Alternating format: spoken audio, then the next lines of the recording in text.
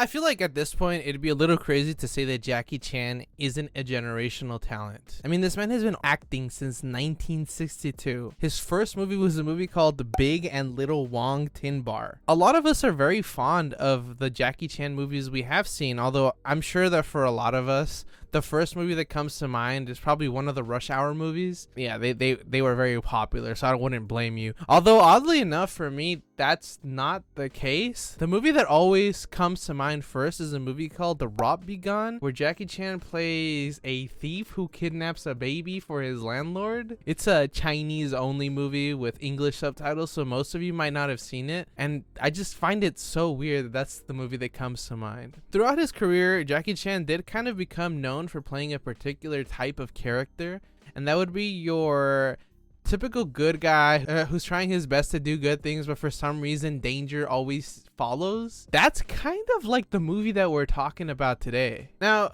a lot of you might be familiar with Ku Huy Quan. He's the guy who played Wayman in Everything Everywhere All at Once. It turns out that after his Oscar award-winning performance, he's actually been pretty busy with some solid movies. Unfortunately, the movie that we're talking about today is not one of those movies. We're going to be talking about Love Hurts, which came out this year, I believe. You can currently watch it on Prime Video if you haven't watched it yet and are interested in watching it before I kind of spoil it for you. While you're gone, don't forget to leave a like, subscribe, and hit the bell. You know, you might as well do it. It's free and I'm watching you anyways, and I'm gonna know if you do it or not, so you know, you might as well do it for both our sakes. So Love Hurts is a movie that I would categorize as a Jackie Chan movie without Jackie Chan. It follows a character named Marvin Gable, a real estate agent who is just happy in his life and takes pride in his work. It all goes downhill when one day a mysterious person from his past comes back into his life. You see, it turns out that Marvin was actually a hitman. He was working for his brother and he managed to get out of the industry by killing someone, a lovely girl called Rose, which was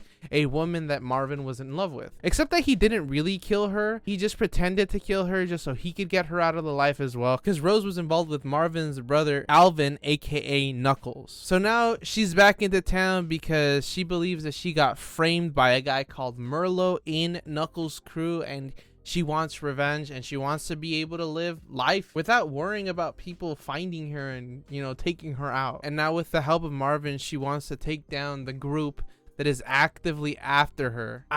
I didn't like this movie. I'm gonna be honest with you. So the story, first of all, is like very convoluted and very all over the place. So for part of the movie, it just feels like Rose is stringing Marvin along. It seems very manipulative and toxic. It's kind of like, oh, I want this one thing and I'm gonna get it no matter what, so you might as well help me because you're gonna end up helping me anyways type beat. But then Marvin is also in love with her, and even though the whole time he had been saying that he was actually very happy with his new life, he quickly turns around and like just starts killing people all over again. And you know, I'm used to seeing Ku Huy Quan do martial arts because that's what he did in Everything Everywhere All at Once. But you know, it might just be something simple like the wardrobe, but I look at the way that Ku Huy Quan is dressed up in this, I mean, at the same time, like I don't know, it's just, for me, it's a little bit harder to go along with the idea that Ku Huy Quan, this tiny man compared to everybody else, is just kicking ass just because of the training that he has. With Jackie Chan, you see him and it's more believable, but I think that's just because Jackie Chan has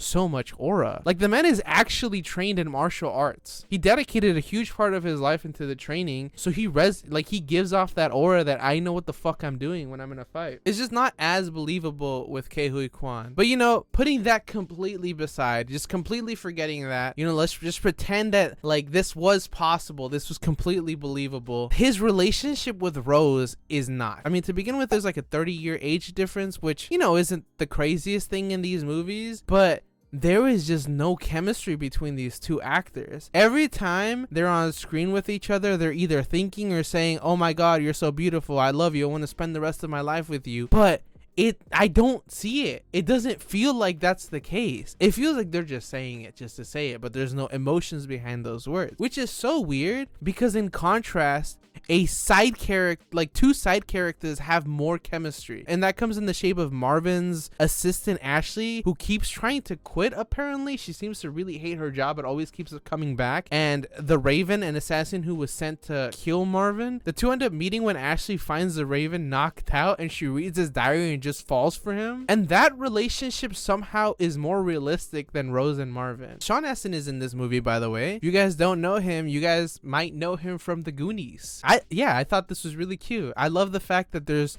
two ex-Goonies castmates in this movie, and that they have a brotherly relationship in this movie too. I don't know why that part of the movie, even though everything else sucked, that one part just kind of feels like it heals my heart. And I also want to tip my hat to Cam Gigandet. I know this guy from Never Back Down. Some of you guys might know that movie. It's that movie with Amber Heard. I think is like one of her first movies. He was in that as the villain, and from the moment I finished watching the movie, I was convinced that this man was made to play a villain. Like, he's just so good at like nailing those things about villains. It's so believable. I don't know, he's just such a good villain. It's honestly kind of disappointing that he kind of gets off screened. So his whole thing was that he was supposed to meet Marvin at the end, and it was supposed to be this big all-out war between all the factions, yet Marvin shows up and Merlot, Cam's character, is on his ass, near unconscious. I wish his character had a little bit more to do, and maybe a fight between 3 different factions at the end would have led to a better end result. Also, shout out to Marshawn Beast Mode Lynch, who makes an appearance in this movie. I thought he was funny. I think he did a good job. I mean, I don't think it was like Dave Bautista levels, but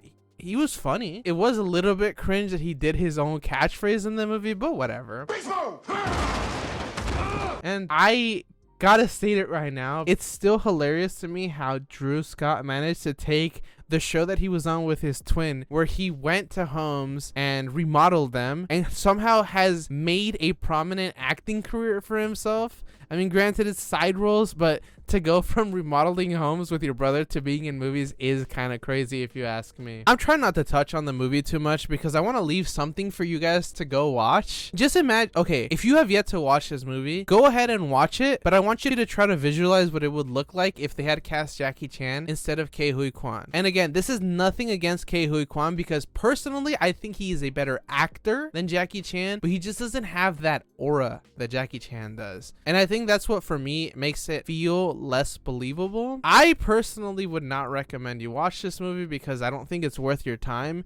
I mean, the numbers speak for themselves, because how the fuck do you end up with 2 stars out of 10 on IMDb? But if you want to watch it, if you've run out of everything else to watch, if you like Ku Huy Quan, if you want to support him, or any other number of reasons, you can watch this movie on Prime Video with your subscription. Yeah, what did you guys think? Did you guys like the movie? Did you guys dislike it? I mean, I would be surprised if you guys liked it. What do you wish they had done different? Whose performance did you like the most? Let me know down in the comments. Don't forget to hit the like button, subscribe, and hit the bell so you're notified when I upload a future video. As always, thank you guys for tuning in. This has been Subtly Artistic. Peace out.